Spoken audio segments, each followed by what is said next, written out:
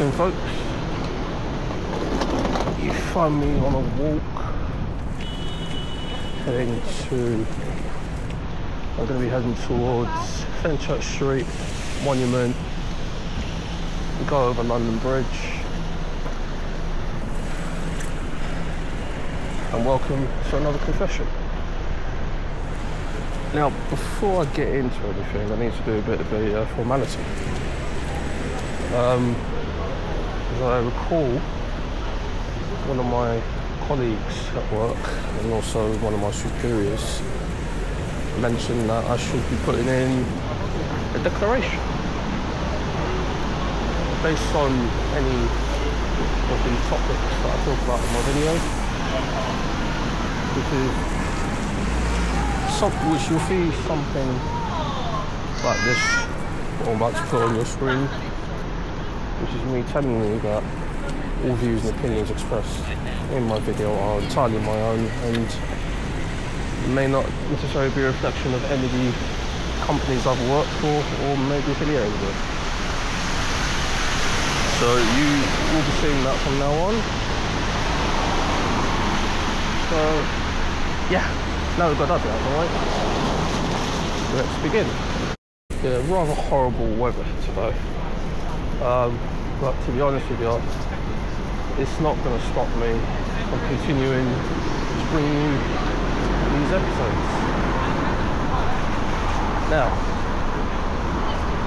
today, I'm thinking, do I get the tube or do I stick with my usual route? I should put my umbrella up for that one. For those droplets from that glass building I just walked past. Anyway, I was contemplating using the tube to get into work because it is quite chilly out here, especially with all this downpour of rain that we've had for quite a while. Sounds like it's going to be going on for quite a while, for another week or so, according to the weather reports. Now, I have a confession. I don't like the tube. Okay, I said it, I really don't like using the tube. I don't like it. Let me explain. Now, some of you already know that the London Underground is probably the oldest underground rail network in the world. Alright, it's been around since January 1863, starting off with the Metropolitan line, which was back then known as the London and Metropolitan Railway, during the golden age of the steam. It has since evolved into a large network which covers all four corners of London. So lines go into several different counties, such as Hertfordshire, part of Buckinghamshire, the former part of Middlesex, Essex. Yeah, mainly those parts. And it's evolved to have over 270 stations.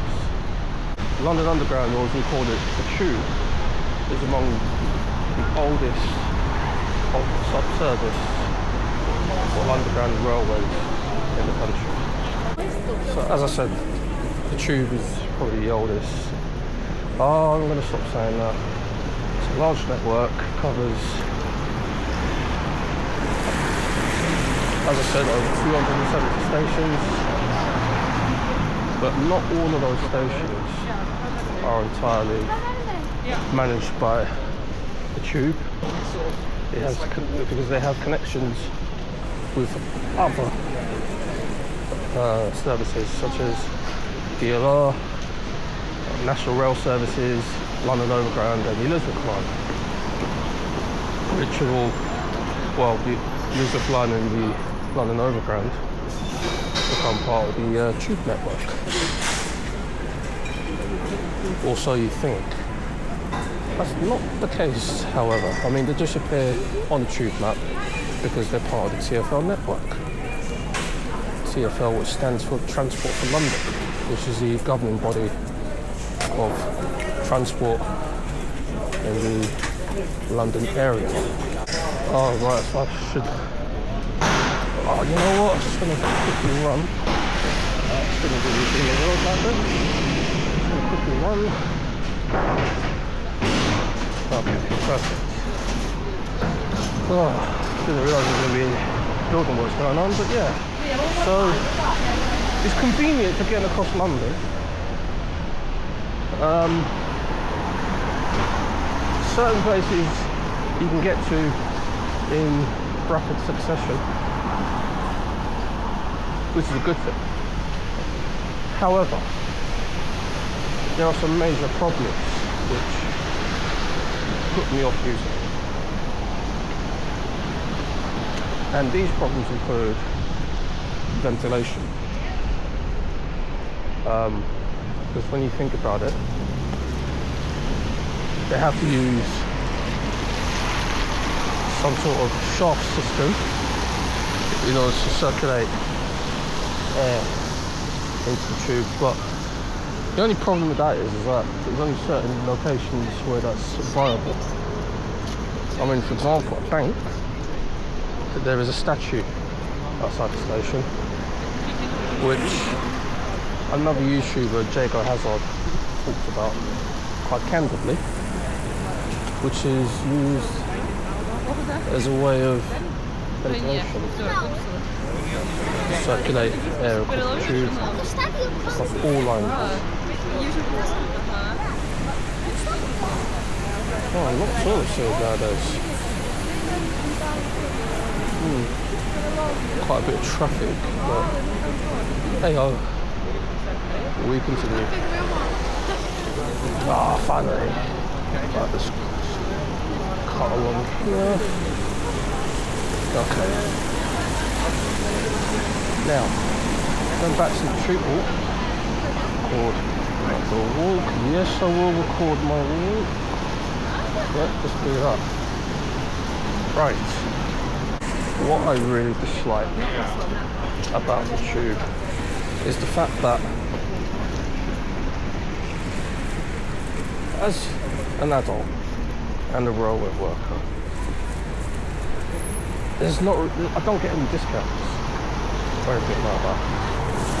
I mean, we're going through rather challenging times nowadays, especially with the cost of living crisis, which has become increasingly out of control. I mean, because we've gone through multiple governments, and yeah, they've not really done us much good, to be honest with you.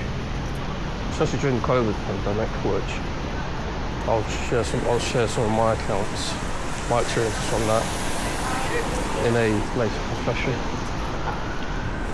So yeah, prices go up and up and up, to the point where it's become rather expensive. Now I live in a area in Zone 4, so it is quite costly getting into Zone 1. Now everybody knows Zone 1 means Central London. It's pricey. It is absolutely pricey. It's very expensive. There are railway workers around who get discounts on the tube. And some of them are what's known as safeguarded or protected staff. Now what that means is all of the rail workers who were active during the British Rail days. So British Rail was around from its inception in 1948 and lasted until 1997, early 1997. I think it was around March or April that year, as far as I recall from memory. It was the handiwork of the then Prime Minister John Major, whose government called for the government to no longer retain responsibility for looking after the railway, but rather put it in the hands of private operators, and then also running under franchises, which they will still have some control over, which they formed a government body known as the Strategic Rail Authority, which is now the Department for Transport, or DFT. Now, upon a negotiation deal that was done between the government and the RMT, the Rail, Maritime and Transport Union, the criteria for the status is as follows. In fact, this is how it works on the railway. So, safeguarded or protected staff, if they were, put it this way, if they joined the railway on or before the 31st of March 1996, they are categorised as safeguarded. If railway staff joined on or after the 1st of April 1996, so the day after, you are non-safeguarded. And that's been the case ever since. It's approaching 30 years now. Unfortunately for me, I'm non-safeguarded because I was a kid at the time, so I had no choice. But what this means is that for protective staff, is that they still get their, well, depending on the train operating company that they work for, they still get their free travel and all those other facilities that the company offer. People. And all the other facilities. I mean, some of the examples I mentioned in my first confession at the beginning. So I'll put a link to that in the comments below. And then they get their hands on these boxes, which there's a limited number of them. I think it's about maximum 14. I might be wrong. Yeah, I think it's 14 or so. If anyone knows the actual answer, let me know in the comments. So they get a limited number of boxes, which they have to write the date that they're travelling, and it gives 48 hours of unlimited travel all over the UK. So you could go from London to Scotland, for example. It will last you 48 hours. And they have to write in the date, because if not, it's not valid. Us non-safeguarded folks, we don't get that. They also get 75% off on the tube. Crazy, isn't it? I don't get that. When I was in school, over 20 years ago, I used to have what's known as a zip Oyster card. It was a green Oyster card which was issued to children. There's three forms of it. There's 5 to 10, where kids get it.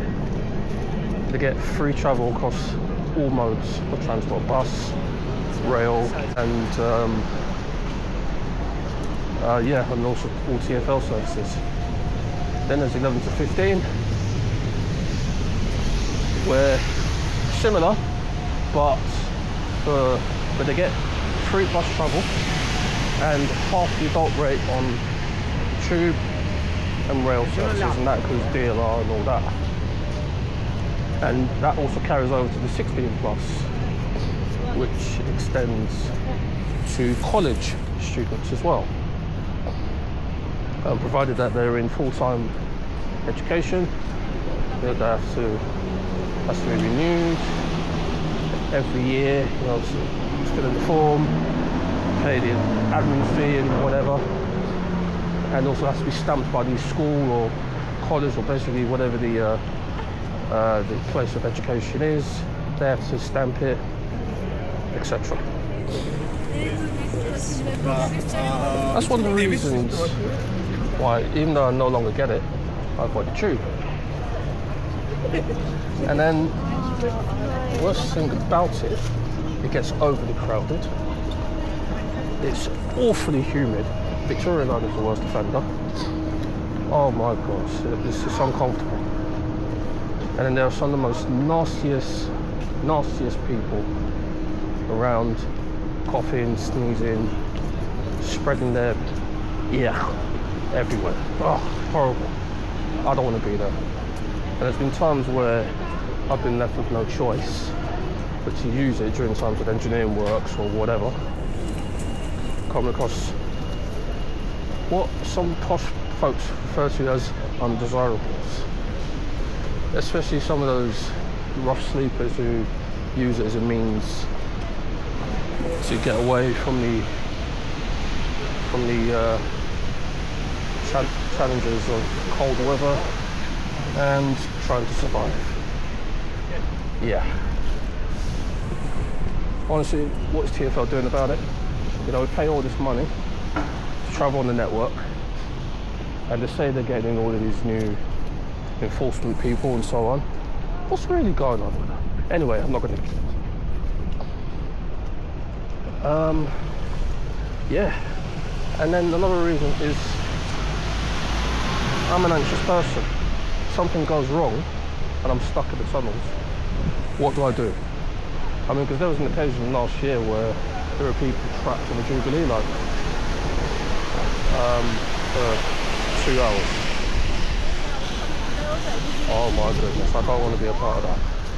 As a railway worker, as I said in my first confession, I get free travel on the company that I work for, and I also get discounted rail travel, and I get it, especially on the railway that runs near where I live, and it gets me into London within 25 minutes.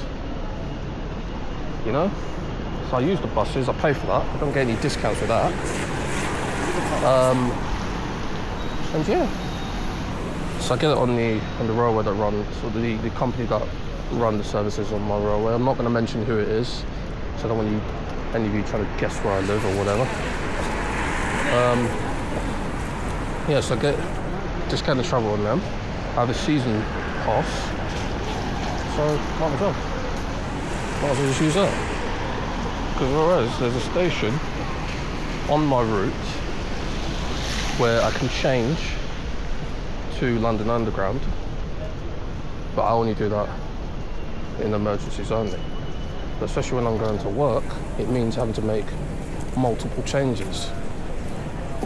And yeah, as I said, nah, I don't like it.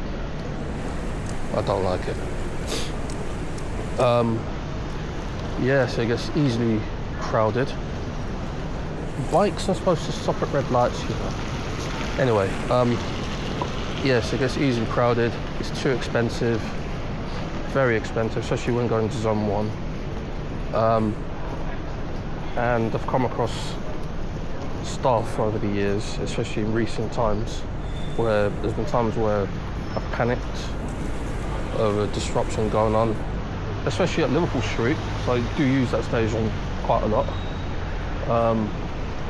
So if there's any things like points failures, I mean that time there was a points failure affecting the majority of the platforms there, so I couldn't get any trains out. Nothing was moving for hours. So I thought, let me speak to someone, try and calm my nerves down. And I spoke to a member of staff at the Underground station for advice, and they were less than helpful. Because I had a member of staff telling me, oh, do you have a smartphone? Ask me, oh, do you have a smartphone? Oh, do you have City Mapper? Use City Mapper, use City Mapper. That's not what I came there for. I asked for help and for information and help. And then there's been numerous other times where I've had issues with the Oyster card, and all I get told, which seems to be a common thing nowadays, oh, you need to contact customer services. and quote the number in the back of the card. Seriously? But yeah. Just saying, I'm not having a go, I'm just stating personal experiences. As I said in the declaration, all views and opinions are entirely my own, and you get the gist of it. So yeah, that's why I hate the tube. That's why I don't like using the tube. What I will say is I will only use it in emergencies only. So say if I'm trying to get to work and I'm running really late, then so be it. I'll use it, and then I'll have to pay the full price because I'm non-safeguarded railway staff, which is fine. I mean, it's not like I'm going to be using it all the time. I'm happily using my usual mode of commuting. I've been doing it for years now, and it works. Right, I'm going to wrap up the video there. I don't usually talk about this, but I felt the need to do so. So yeah. Thank you for watching if you've made it this far, and I look forward to bringing you another confession to you soon. If you have any questions, comments, or any topics you want to talk about, drop them all in the comments below, and I'll get back to you as soon as I can. And you can also find me on Instagram and X, formerly Twitter. Details will come up at the end of the video. Once again, thank you for watching. Have a good day, and please take care and look after one another and be nice to one another. It goes a long way. Take care, and I'll see you in the next confession. Bye bye for now.